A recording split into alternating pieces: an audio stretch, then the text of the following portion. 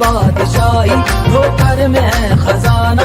बतलाऊं तुमको हाल क्या है मेरे जिया का। मैं मलंग ख्वाजा पिया का, मैं मलंग ख्वाजा पिया का, मैं मलंग ख्वाजा पिया का, मैं मलंग ख्वाजा पिया का, मैं मलंग ख्वाजा पिया का, मैं मलंग ख्वाजा पिया का, मैं मलंग ख्वाजा पिया का, मैं मलंग ख्वाजा पिया का।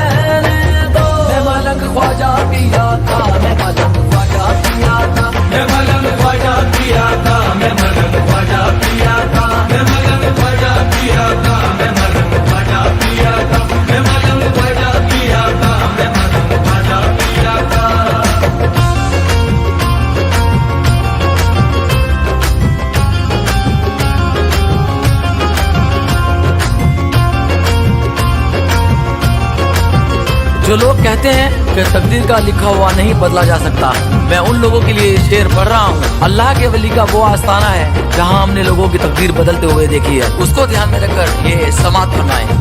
याद अजमेर की आती है तो चल देते हैं, याद अजमेर की आती है तो चल देते हैं। तू भी कर ऐसा तुझे भी अकल देते हैं, तू भी कर ऐसा तुझे भी अकल देते हैं।